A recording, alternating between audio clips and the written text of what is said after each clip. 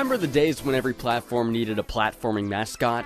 Nintendo had Mario, Sega had Sonic, and Sony had Crash Bandicoot. But when you think of the Xbox, Master Chief is probably the first iconic character that comes to mind.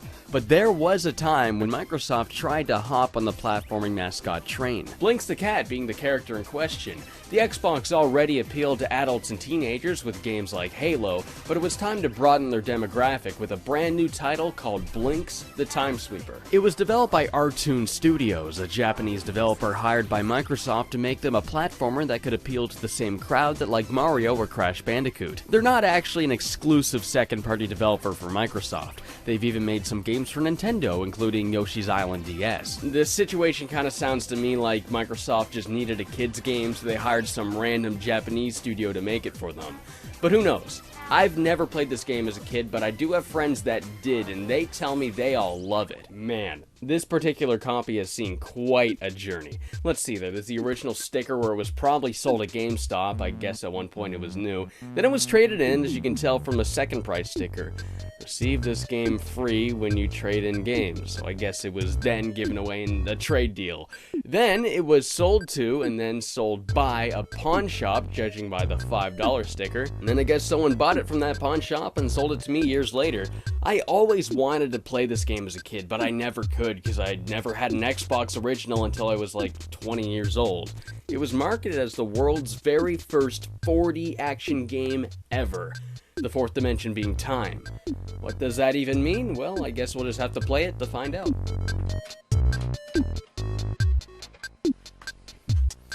You know, I've said before that I find the Xbox controller kinda awkward and weird to get used to, but after beating like, 4 games with the thing, I've actually grown to really like it. I mean, I still don't like the black and white buttons, and they're very difficult and awkward to press, and you hardly ever use them, but I really like the triggers. They feel very smooth, and the sticks are very comfortable. Blinx the Timesweeper. It starts with an excellent intro sequence showing off the game's unique mechanics. It's edited together with dazzling effects and fantastic music.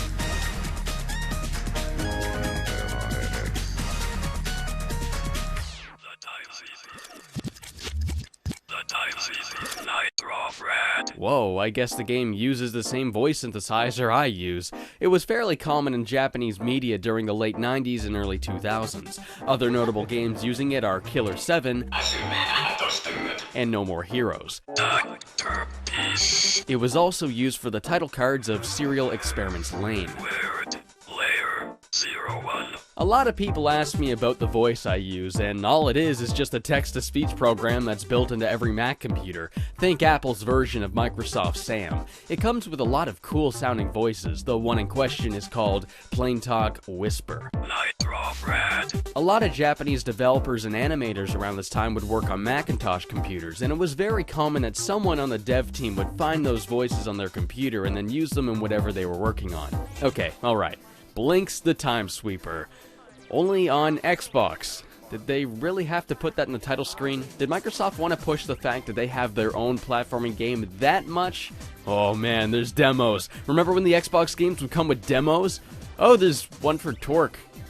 Ugh. Okay, that's enough distractions. Why don't we get and actually play the game? The game begins with a CG cutscene that kicks off the story. Blinx explains that he works at the Time Factory, a place between dimensions that manufactures time crystals and delivers them to different worlds, allowing the very fabric of time to exist and flow. Each of these worlds are thoroughly monitored for glitches and anomalies. These glitches can cause the time crystals to manifest into bizarre monsters. When that occurs, it's up to the organization to dispatch someone to do a time sweep, cleaning up anything out of the ordinary. A gang of pigs called the Tom Toms invades one of these worlds, stealing all of the time crystals, causing things to get completely out of whack. To make matters worse, they've also kidnapped the princess of that world. Time monsters start appearing at an alarming rate, becoming so dense in population that the upset in time could destroy the universe. Everyone at the factory agrees to cut the infected world off of the factory, ditching it to protect themselves and the other worlds. While everyone's evacuating, Blinx takes it upon himself to single-handedly dive in and save that world for the princess's sake. Man, that is quite the intro. The animation's great and what's going on is very interesting, but Enjoy it while it lasts, because that is the only cutscene until the end of the game. It looks like it's going to be a story-focused game, but the story quickly takes a side seat for the gameplay. Blinx has a fairly basic moveset. Jumping-wise, you've just got the standard jump and double jump combo, but using a sweeper, he can suck up a number of objects and then spit them out at enemies. He can hold up to 5 objects at once. The goal of each level is to simply find and defeat all of the time monsters and then head to the goal ring. One thing that really stuck out to me the moment I started playing is how fast Blinx runs. He goes so slow. You saw how athletic he was in that cutscene. What happened? Did they chop off his feet and replace them with snails? As much as I'm really not a fan of it, you don't really notice it once you're a few levels in. After all, the game's focus isn't about how acrobatic and versatile the character is, but rather the use of time. Blinx has 5 time control powers: rewind, fast forward, pause, record, and slow motion. Rewind will briefly play time backwards, repairing any fallen structures. Fast forward will speed up time, increasing your movement speed. You'll be invincible during the fast forward. Pause, obviously enough, pauses time, and slow motion slows everything down. They're all very unique and helpful in their own ways, different levels calling for clever use of different time powers. The only one I never really found very helpful was the fast forward. There's hardly anything you'll ever need it for. Record is probably the most interesting of the bunch. After activating it, you'll become briefly invincible, being able to perform a number of actions within an allotted time. It'll then rewind to the point you activated it, and a copy of you will then perform all of the actions you recorded yourself doing, while you yourself can go elsewhere and do something else. I remember the Clank sections of Ratchet & Clank: A Crack in Time having very similar game mechanics. It's really cool, and some of the puzzles you use it to solve are fairly interesting, though not quite as impressive as Ratchet & Clank's. The most interesting thing about these time powers is that not only do you need them to affect the environment so you can progress or solve a puzzle, but they also affect the enemies, slowing them down so you can get by them, pausing them for a free shot, or using the record to create a decoy, distracting an enemy so you can hit them from behind. Being able to freely use these power-ups to aid you in combat makes them extra helpful. I feel it's very important to incorporate the game's mechanics in as many ways as possible. Just think back to any Mario game. A power-up doesn't only aid you in navigating the course, but it can also help you take out enemies. It creates a balance where you'll have to decide between using each power-up for a puzzle or using them for combat. You can only hold so many of these, 3 total from the start, so you'll have to collect and use them very wisely. You'll get them by collecting time crystals. Every 4 you collect will decide which one you receive. You need to collect at least 3 in a row to get the desired power, but collecting 4 in a row will give you 2 of the power. So for example, if I get 3 of the same one in a row and then a different one, I'll get 1 of the power. But if I get 4 in a row, that gives me 2. However, if you fill the meter with 3 or more different kinds of crystals, you'll get a bad crystal combo and you'll have to start over. Crystals for the powers you need to complete a stage will often just be lying around. For example, if there's going to be a bridge you need repaired, there's probably going to be at least 3 rewind crystals nearby. But the enemies will also drop a random handful of them whenever you defeat one. Later in the game, it gets a little bit cumbersome to try to collect all the proper ones in a row. You start facing off with many enemies all in a small space, so when they all drop a bunch, it becomes a game of tiptoe, desperately trying to get some of them without bumping into the others. One other big problem I have with the game is this backflip Blinx can do. You never need to use it, but I often find myself accidentally doing it off of ledges. If you happen to press the A button and back at around the same time, there's a good chance he's gonna do this backflip. The thing about this backflip is it's one of those Castlevania jumps. Yeah, you know, the kind where you have no control over yourself once you've left the ground. The moment you perform this jump, you are dedicated to that arc, and there's no stopping yourself from going off that ledge. This happened to me a lot in the later stages, especially on this one boss fight where the platforms start to fall down. Blinx doesn't use any sort of conventional health mechanic like most platformers do. If you get hit by an enemy, that's it, you're done. Unless you have a retry, then it'll rewind time to before you got hit so you can easily dodge. You can collect the retries the same way you get the time powers, by collecting the crystals. Collecting 3 or more of the red heart crystal will give you 1 or 2 retries respectively. The overall game structure is pretty sweet and simple. There's 8 worlds, and each world has 3 levels and a boss. Midway through, you'll be able to visit a shop where you can buy new sweepers, costumes, and extra slots for your sweeper, time powers, and retries. The lady there always gives you this creepy wink when you leave. Ugh. As far as I know, the costumes are purely cosmetic and don't actually change the gameplay in any way. Almost feels like a ripoff because they're so damn expensive. The sweeper upgrades range from super helpful to completely useless. Some of them will let you suck up larger objects, and others will defeat the most annoying of enemies in a single hit. Seriously, these fire guys were a nightmare until I got the ice sweeper. But some of them just don't feel any different at all, so be careful which ones you blow your hard-earned money on. One thing I really hate is if you want to switch back to a previous sweeper, you have to buy it again. There's no menu allowing you to change between sweepers you already own. You have to repurchase it to switch back. You have no idea how frustrating it was to save up for that ice sweeper so I could easily take out those fire jerks and then no longer being able to suck up these gigantic objects until I saved up more gold to buy it again, which of course in turn means losing the ice sweeper. There is a sweeper that can do everything at once, but you can only get it after 100%ing the game, so I don't even see the point of it. I never understood that. Why would you give me something that can help me through the game when I'm already through the game? I always just thought that was completely pointless. At least the different costumes all look cool. The whole game's presentation is absolutely fantastic. I love Blinx's design. It manages to be cute and cool at the same time, with a blue hoodie and a pair of goggles that he never wears, but always keeps on his forehead. And that shit's rad. He comes off as super adorable in game too. The way he slides down walls when you jump at one. Look at that. He's cold, he's shivering. Blinx has gotta be like the most adorable protagonist ever.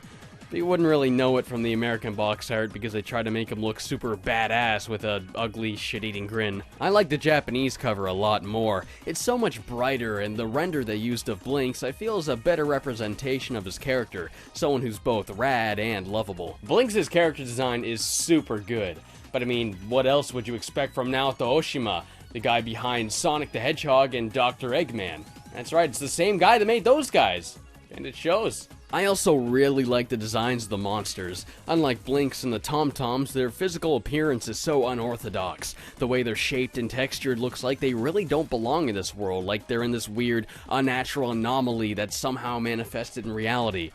Which is exactly what they are, actually.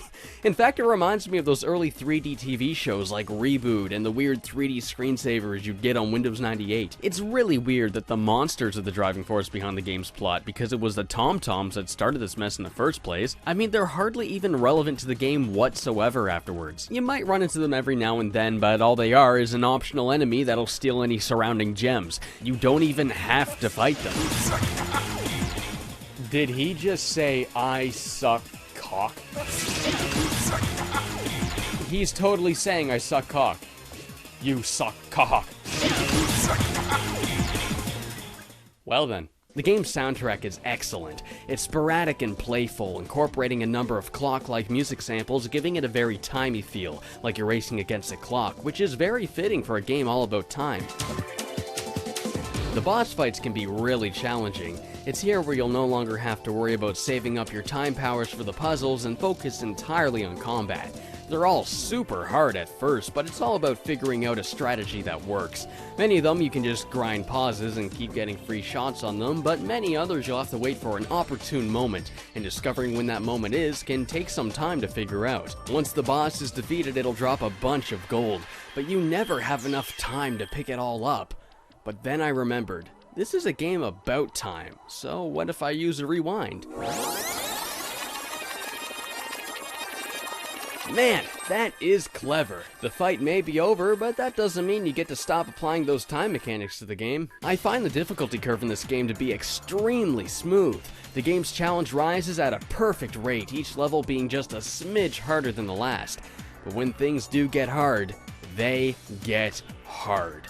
By World 7, I was ready to smash my television, the second level of World 7 in particular. This level is so hard. You have to get the exact time powers you need, otherwise it's very easy to screw yourself over. Look here, I need either a pause or a record to get past the spike gate to beat this enemy, and if I don't have either of those, I'm done. I have to start the level over. I also kept running out of objects to launch at the enemies by the end, making me have to backtrack to the beginning to get more. But oh, if you don't have another rewind to rebuild that slope, You're done. I ended up going back to the first level of the game to grind for pauses, and then I was ready. But once I found a strategy that worked, I started to run out of time. I didn't even realize the game had a time limit until this level, so not only do you have to collect all of the proper time powers and defeat all of the enemies and figure out a perfect path, but you have to do it fast as shit. And man, oh man, by this point you better be ready for World 8. Not only will you have to be on your toes fighting those enemies, but you'll have to be very clever and able to think quickly to get through this final set. The World 8 boss gave me a lot of trouble. Easily the hardest boss in the game, but it's all about finding a strategy that works. He kicked my ass again and again, but it wasn't because of poor game design or anything unfair like that. It's a matter of understanding your enemy and planning around it. It is so satisfying to land that final blow when you've perfected your skills. But that's not where the game ends. There is one more world. Blinx finally catches up with the Tom-Toms. They've got the princess and an unspeakable amount of time gems. Pretty stupid on their part because they don't even realize what it is they're dealing with. The time gems end up going out of control and turn into a giant time golem. Spiraling out of control, time starts to sporadically rewind and... What? I have to fight this guy again? Wait, no, a boss rush? Seriously? The game makes you refight 4 of the most annoying bosses all in a row before you get to fight the final golem. And if you die, you're starting from square one. I hate this. I just want to fight the final boss already. I shouldn't have to go through bosses I've already beaten. The fights aren't even any different or changed up at all. It's just the exact same fights from before. And it's not like Mega Man either, where by this point you have the proper arsenal to finish them all off quickly using weapons they're weak against. But once you're past that, it's time for the final showdown. Like previous bosses, it's very difficult. It'll easily take numerous attempts before you can develop a strategy and get a hang of dodging his attacks. But make sure you don't die, because if you do, you're fighting those 4 bosses all over again. Luckily, I found out if you choose to restart the stage from the pause screen, it'll stick you right back at the final boss again. So if you're down to 1 hit, make sure you pause the game and restart manually instead of getting a game over and having to do it all over again. But here we go, attempt 14. There's 3 phases to the fight. The first is easy, you just gotta spit the bombs back at him once he does a certain animation. In the second phase, it'll split into 2, so you'll have to quickly hit them both when the moment arises. The worst thing about this boss is that it too can use time powers. It'll speed up time, making it harder to react to attacks, slow down time, making you have to react ridiculously fast, or even pause time, making you have to dodge ahead of time so you're already out of the way. In the final phase, you'll need to use each time power against it once to knock off all of its armor. You better have been picking up those time crystals throughout the fight, because once you're at the final phase, doing that is almost impossible. I have actually run out of time trying to stock up on at least 1 of each time power before the final phase. So not only do you have to make sure you have 1 of each, but you can't take too long collecting them either. But here we go, we're at the final phase, we got 1 of each power. We're almost there, his armor's off. Come on, come on, no! Damn it! Okay, that's just 1 retry. That's 1 retry, rewind. Come on, come on. Yes! Yes! Yes! It feels good. It feels really good. With the golem finally defeated, Blinx rescues the princess and bids her farewell before jumping through the portal back to the time factory. Everyone celebrates that the world is saved, and then credits. But wait, that's not all. If you wait until after the credits, you get 1 final scene. The princess rewinds time all the way to before Blinx jumped into the portal and gives him 1 final thank you hug before he can take off. Wow, that wrapped up really nicely. Ladies and gentlemen, Blinx the Timesweeper. Great game, but a freaking hard game. That difficulty curve might be smooth, but it's a smooth ride right into hell. It does have a handful of issues, especially that difficulty spike in World 7, but more notably that annoying backflip jump that kept killing me. But overall, I think Blinx holds up today as a fairly solid game. I think it's aged fairly well. You know, I really should find a better case for this game. I think it's a more deserving game of a case covered in gross sales stickers. So why don't we see what we got over here on the shelf. Tide 3's case looks pretty good. Why don't we just switch those, Oh, they made another one, Blinx 2 on Xbox. I never hear anybody tell me about this one. Wonder why.